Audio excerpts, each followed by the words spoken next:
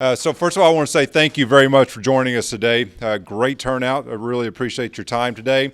Today here with phoenixNAP, with Veeam Software and phoenixNAP, we're going to be talking about availability in a multi-cloud environment out there. With phoenixNAP, one of our top platinum partners for national perspectives for Veeam. So we're really pleased to have William Bell join us today to do the presentation for us. Has always been one of our top evangelists to be able to go out and deliver joint messages with us, for our customers out there. So with that, William, let me just turn it over to you and let you rock and roll from here. Thank you. Absolutely. Thanks, Sam. So first, I'm going to start by how many of you came to listen to what phoenixNAP's doing with Veeam?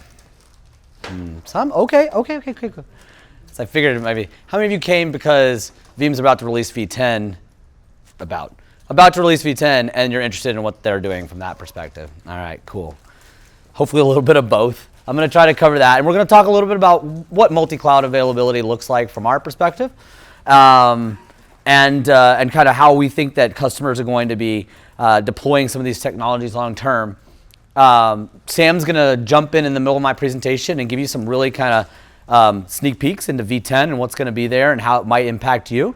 And then I'm going to come back and talk about how we're going to, what we do today from a Veeam Cloud Services perspective, and also how we plan to leverage these enhancements that are coming in V10 as well to really marry up that service provider and on-prem story, right? And make sure that you have the right type of availability for your business.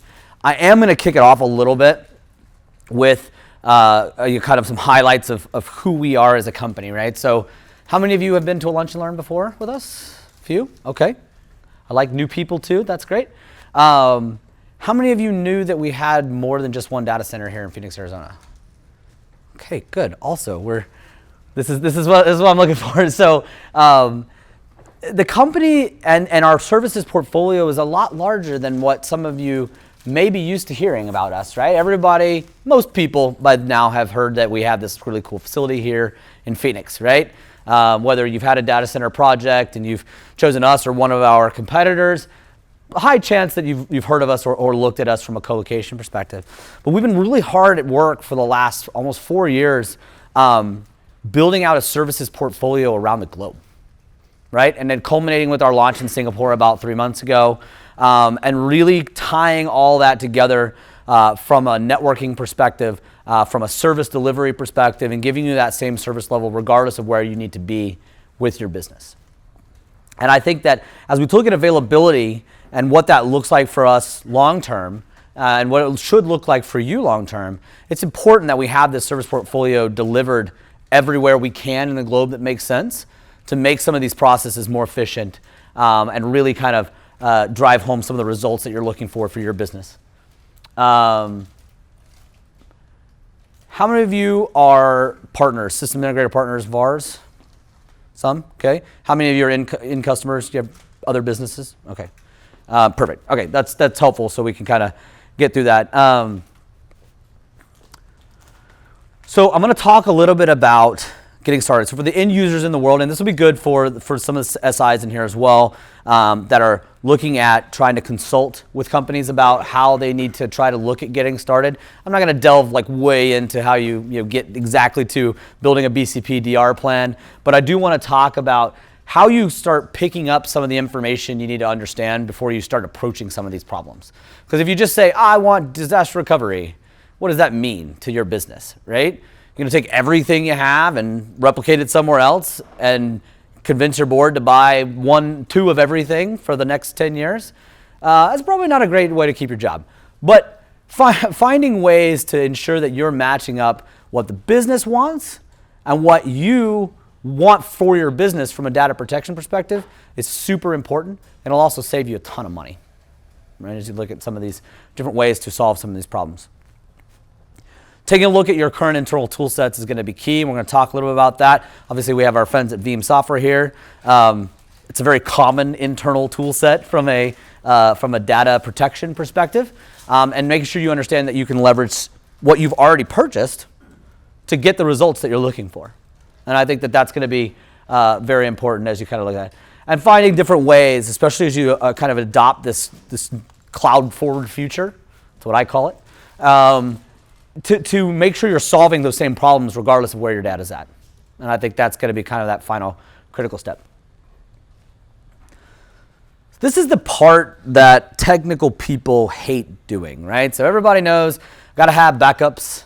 I got to have, maybe I'm looking to build a BCP DR plan, but it starts with mundane crap like this, like sitting down with your business and understanding what the hell is important for you, right?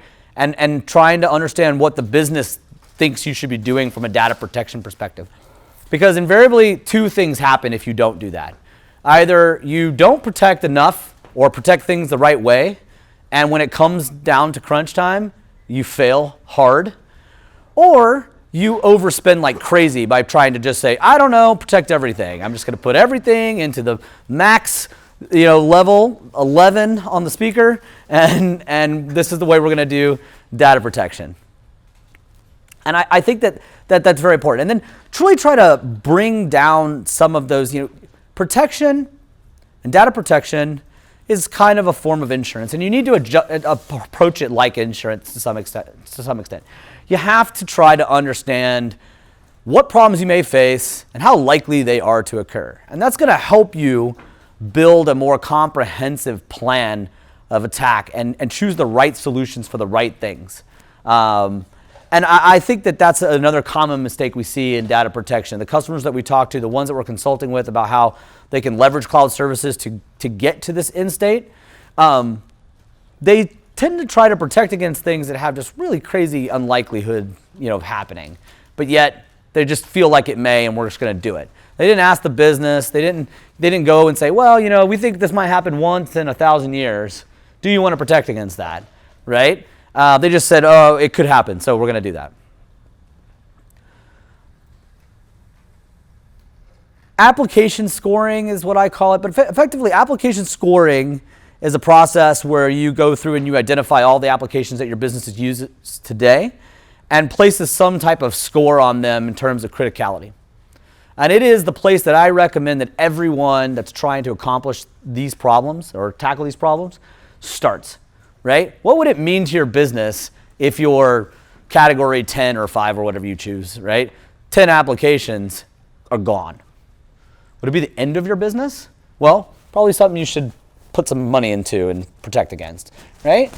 But as you kind of crawl down that tier and that scoring tier, and you get down to those, apps that are just kind of, we really don't want to lose them, but if they're not back up for 3 or 4 days, no one's going to die, right? Maybe you want to protect that differently.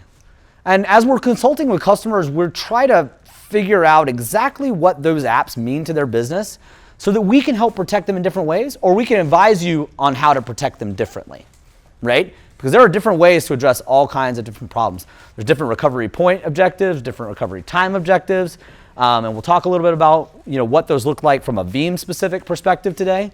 And knowing how to use those technologies effectively is going to be really, really, really important. The other thing I think that's underserved is as you start looking at some of these disasters, and this really doesn't have to do with Veeam, but I figure since you're here to learn something, I'd talk about it. So Equifax had a breach, right? Everybody's aware of Equifax breach. Probably the most poorly handled PR I've ever seen in my life, right? Just screwed the pooch. Big time on handling all of it. The way that they addressed the problem, the way that they communicated to their customers, the length of time it took them to communicate the problem. You have to have something ready to say to your business or to your customers, right? When something happens. And it's got to be ready to go. You got to be able to say, you know what? This thing happened. We were ready for it. We'll be back up in 20 minutes, right? Because they're going to wonder, and they're going to flood your call centers, and they're going to flood your email systems, and they're going to break your business more while you try to fix it. And then the other thing I think is very underserved is sometimes technical answers aren't the only answer. That's why you're here. That's why I want to talk to you guys. Veeam Software want to talk to you guys about technical answers. Sometimes technical answers aren't the right answer. Sometimes things like insurance are the right answer. It's cheaper. It's a lot cheaper in a lot of cases, especially for things that are really unlikely to happen, right? And I would venture to say that IT insurance is probably one of the most common things that we see that businesses aren't doing today from a high-tech insurance perspective. All right, Sam. Sam's going to jump in. I'm going to plug him in here. He's going to tell you a little bit about Veeam V10, what's coming from that perspective, and then I'll come back in and talk a little bit about what we're working on. Who's heard of scale-out backup repositories? It's already in today's version. Scale-out backup repositories? No? Okay. That's okay. So scale-out backup repositories was actually introduced, I want to say version 8. Version 8, I think. Basically, this allowed you to, so one of the challenges that people faced is, okay, I've got my backup repository, I'm about to fill it to capacity, I'm going to need to extend my storage. How do I do that? Do I need to migrate my data or move my data to another bigger storage box in order to maintain all my retention points? Scale-out backup repository gives you the flexibility of creating a logical or abstract layer above the actual physical hardware so that your jobs can target it, and then you can do whatever you want hardware-wise underneath, right? So let's say you have one array, you would specify it as an extent, put it under this scale-out backup repository umbrella, and as you fill it up, you would just keep adding arrays, keep adding extents, so that you can scale that repository out, and we'll transparently start sending data to that new piece of hardware. What we're adding in the next version is what's called an archive tier, where we will automatically start tiering that data for you. So you would set a threshold saying, hey, you know, my capacity is at 90%. All you need to do is add another extent or add another array, and we'll automatically start siphoning off data to that new array so that you don't have to worry about it. So that's what's coming in this. And ultimately, you could target a cloud repository with this as well. Continuous data. So everyone knows we have replication, right? Product's called backup and replication. We've had it for a while. And the way we go about it is we're application aware, we'll create services, we'll create VMware snaps, grab the data, compress it, dedupe it, replicate it out to another site, and then when we're done, we delete the snap. We have WAN acceleration built into that. That allowed us to achieve what we call an RTPO of 15 minutes or less, right? Basically, replication in minutes. What we're going to be bringing to the table in the next version is actually leveraging VMware's VAIO, integrating with that to intercept writes that are happening to the disk and replicating those on the fly within seconds. So we're dramatically reducing that RPO, that potential data loss by writing data faster or replicating data faster on the fly for those highly critical applications that need that, right? What we've learned is most of the time it's not needed, but then there are some applications where you don't want any kind of data loss or you want to really minimize that potential data loss. That's the solution for that, where you are replicating as data is being written to disk. Right, so continuous data protection is coming up. And that's something that phoenixNAP will be able to offer. So some enterprise enhancements. One of the things it talks about is integration with Oracle. Anybody running an Oracle workload at all? Okay, so integration with RMAN is coming. Anybody's using RMAN to back up Oracle, we're going to be able to actually facilitate that by speaking directly with RMAN and handling that. But one other thing that's coming is from an enterprise enhancement capability is the ability to manage more of your backups through a portal. So today we have the ability, if you're sending your data, your backup data to a cloud repository, you can go in and facilitate your own recoveries, right? Or even internally, you can delegate who has access to recover what. What you're also going to be able to do with this is actually manage and manipulate jobs on a more granular level with this. So more functionality from a web portal perspective when going to a cloud repository. Okay? And here's a big one, right? We integrate with storage vendors. Up until now, we've been the ones that have been writing those integrations. So today, we integrate with HP, we integrate with Nimble, EMC's VNX line. Those are who we integrate with, NetApp, right? And we've kind of been releasing 1 to 2 storage integrations a year, and we've realized that that's too slow, right? So what we've built is a new storage integration API so that all the other storage vendors out there can integrate with us so that we don't have to write all of that. However, we need to maintain the quality assurance. So although the other storage vendors will be writing these integrations, we will be QCing it and assuring that it's going to work before actually certifying it and releasing it.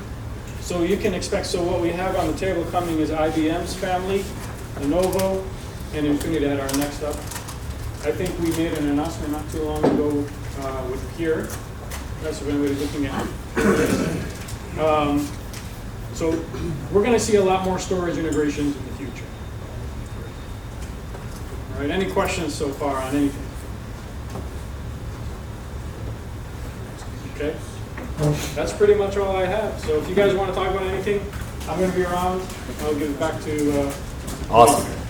Thank you, Sam, very much.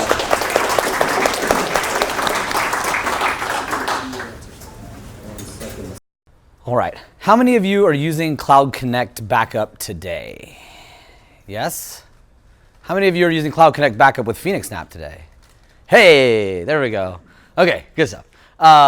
So for those of you that are Veeam users, so you have to be a Veeam user, and then the statement applies, and you've been living under a rock, the technology came out in version 8 that allows you as the end user to create what's called a cloud repository.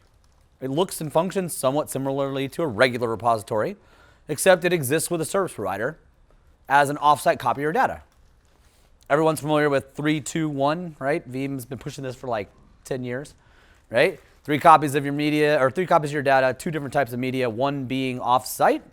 A lot of people forget that last part. They're like, oh yeah, I've got a backup. It's right there. It's on this other SAN over here, beside the other one, beside the primary one. And this has allowed you to actually take that data and ship it to us. But the really cool thing is you can access that data just like you can with a regular repository. There's limits. You can't do instant VM recovery from the cloud, right? But you can dive into that cloud repo, grab one SQL table, and bring it back to your on-prem from 30 days ago, right? That's super cool. And there's been a ton of enhancements since version 8, performance improvements. It does integrate directly with, if you have Enterprise Plus, it integrates directly with WAN compression as well. So we build a WAN accelerator on our side. You can hook it up with us, do some crafty things from that perspective, and it is so simple. You go to create that repository. Once you've spoken to us and you have that account effectively, you go in, you put in a URL, username, password, done. No VPN, no craziness. I mean, unless your enterprise is just so locked down, you can't even do an outbound SSL connection. It's super cool. And with cloud service providers, you can pay as you grow. You don't have to go buy an array and stick it in a DC somewhere and fill it up over time. You could just add with us or any of our competitors 1 terabyte at a time, right? As you need it. As your retention needs grow, you add more space. We prefer that you don't do it 1 terabyte at a time, but you know, if you wanted to, you could. And we've made some enhancements recently that I don't have any slideware about, but that allows our customers, our end user customers, to go in and just adjust that on the fly. So they can have like 10 TB and then tomorrow they can just go in and go, 11 TB, right? And we added some new technologies around bursting as well with that. So you can do that from a committed perspective and add that extra 1 TB for the life of your 24-month contract or whatever. But you could also choose to pay a little bit higher price and just expand it temporarily up and have, 12 cents a gig instead of 8 cents a gig to store it for a temporary amount of time. It's pretty cool. This is where I really want to focus because so much stuff in V10 is going to be so cool around that. How many of you know that we have a Zerto-based DRAS platform today? Yeah. Why do you think we have this today? Because snapshot-based replication is slow, super slow.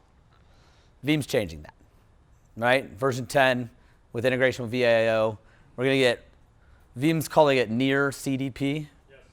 Near CDP, like protection of data. And in our experience, near CDP is good. It's all you need, right? We've run into maybe 1 or 2 customers ever that were like, well, you see, if this medical image doesn't make it there, then, people are going to die. Okay, fine. We'll figure out a different solution for that. But for 99.9% of businesses out there, getting into the minutes of RPO, good enough, right? And that's really what we're going to be able to do today, or soon. Today, we have a very simple version, very much, so Veeam in 9.9, in version 9.5 launched VCCR. That was 9, but whatever. So Veeam Cloud Connect replication. So that thing I told you about where you can have that offsite backup, you can do the same thing with replication now.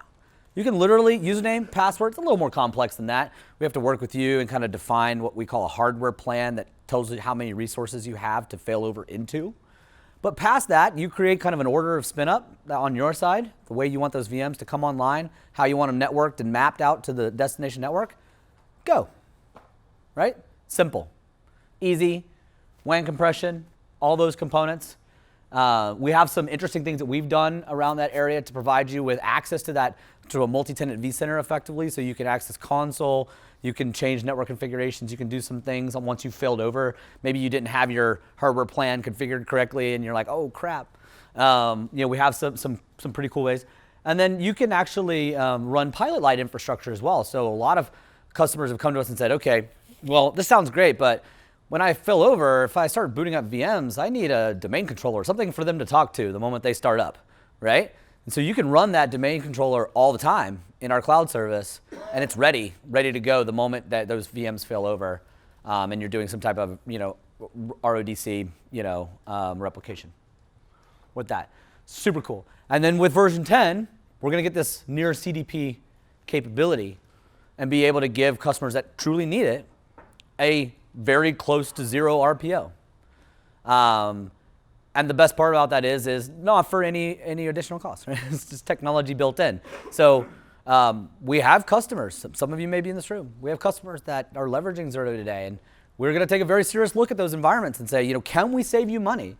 Because this technology, as I've seen it privately, is nearly as good. And for the cost savings, it's going to be great. And for the SIs in the room, something to think about, right? As you look at who you're going to work with over the next bit of time. Agents. So no one was like, yay, raise your hand, but I know some people in here secretly have been Veeam haters in their life at some point where they're like, you don't handle physical, blah, right? Well, now they do. And the best part is all the things that I've talked about work with the agents, except replication, soon, sometime. But offsite backup, direct integration with Cloud Connect, all this stuff works with agents. And if you need more than that, we've got other solutions for physical. But this is going to be a really cost-effective way for you to handle server-based backup, right? We do have a lot of hosting customers. If you're a hosting company in here, maybe, I don't know, it could be tough, right? Because it's still definitely designed for, SME, SMB, and enterprise customers. But a very, very cost-effective rate per server to get that information protected in a cloud service or on your own. If you got your own repositories, agents can send that. And Sam mentioned you'll be able to manage those agents remotely soon, so that'll be good. And this is something that kind of is on our side, but I want to talk about it. So Veeam's been building this kind of availability console that's going to allow you to manage all that stuff from a centralized location from a service provider perspective. So you can go in to something we provide and consume this as a service and get this kind of holistic management of your backup environment. On-prem, off-prem, cloud, it's this multi-cloud thing.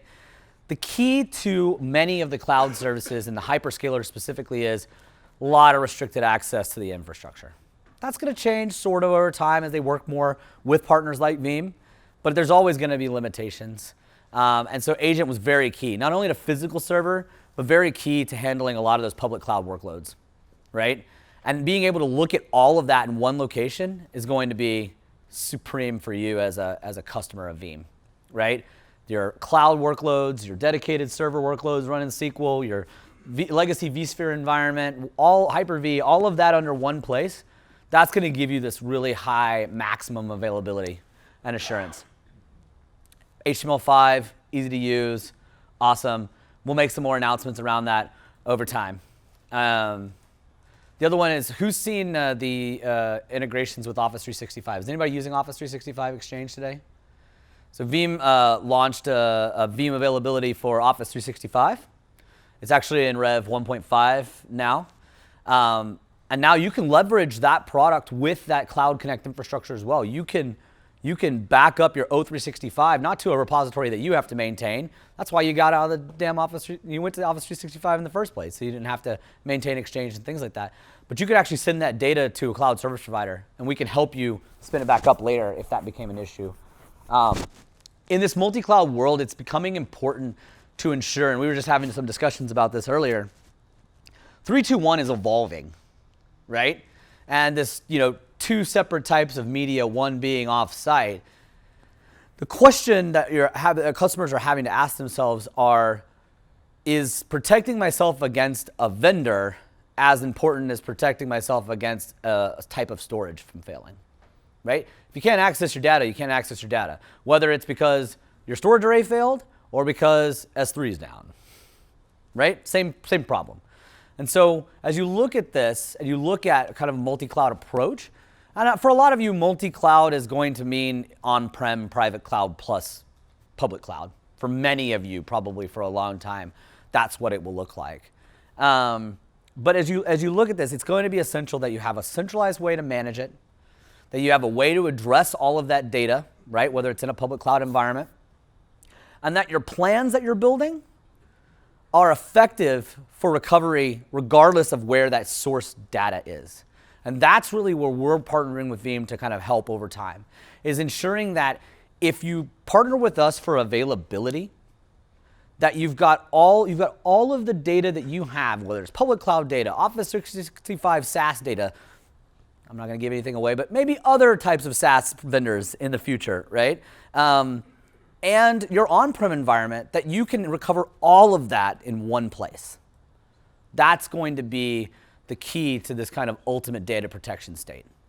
And our mission, our goal as phoenixNAP is to be able to help you do that without killing you in the process from a budget perspective, right? The ones that work with us already know that we pride ourselves on giving you the most quality that you can get for the price possible. And I think that that's something that we're trying desperately to hold on to as we continue to grow. So I'm going to wrap it up. I want to thank everyone for coming today. It's very important that, that you guys come and you learn about these things. Whether you work with Veeam or you work with us, the things that we talked about today or I talked about and Sam talked about are so important to your business. And you have to respect those things or you end up without a job. No one wants that. So make sure you're sitting down with the stakeholders in the business and you're working with them to plan. Or if you're not in that position, you're talking to your CIO or VP and saying, look, what are we doing, right? I looked at this environment, we don't have this under control, right? Talk to them, bring these problems to light, because it may hurt for a little while because it's going to cause a lot of work, but you're going to look like the hero at the end of the day, right? Try really hard as you go through this process not to grasp for technical solutions and just say, okay, I'm just going to solve this technically. I'm just going to protect everything. It's going to be like this, one size fits all. Try really hard to avoid that because it's going to end up costing you a lot of money, way more money than you want to spend on the problem at hand. And find somebody, whether it's us or others, that can help you navigate this process. Because if you try to go it alone, unless you're a big enterprise, you probably are going to have skill set gaps, right? You're going to need to learn at least once from someone else. We had to do the same thing, right? As we built out these teams, we either had to hire people that knew how to do this, right? Or we had to, find people that were willing to work. Back in the day, that's really what it was. Finding people that were willing to learn with us together, right? You're going to have to learn from somebody. And it's one of the things that we've, kind of made a cornerstone of our business here at pNAP, right? Is this global data availability message. So I'll leave you guys with that. I want to thank everyone for coming. I've got a couple guys. Who's going to do tours? Mike, Dan, somebody? There's guys in the back that can do some tours. If you haven't seen the facility before, it is really special. It's near and dear to my heart, obviously. And I look forward to hopefully working with you guys in the future. Thank you for being a customer if you're a customer of pNAP. Thank you for being a Veeam customer if you're a Veeam customer. And you guys have a great day, okay? Oh, wait. Stop. I'd be remiss. Okay. Up until the end of Q4, Veeam's offering $1,500 in free cloud services. And not really. I'm ponying up most of this. But $1,500 in free cloud services between Veeam and pNAP. If you go to veeam.com, you get a code, and you bring it to one of our guys, they'll be able to hook you up with $1,500 in free credits to try some of this out. So, that'll last you a long time. If you got 3-4T of data you're trying to back up off site, that'll last you quite a bit of time. So we want to make that available. Make sure you take advantage of it. It'll end when Veeam ends the program on their side. So it's looking like for sure that it's going to be the end of this year, even though it's been going now for, 8 months, something like that. So make sure you take advantage of it before you go. And yeah, thank you guys very much.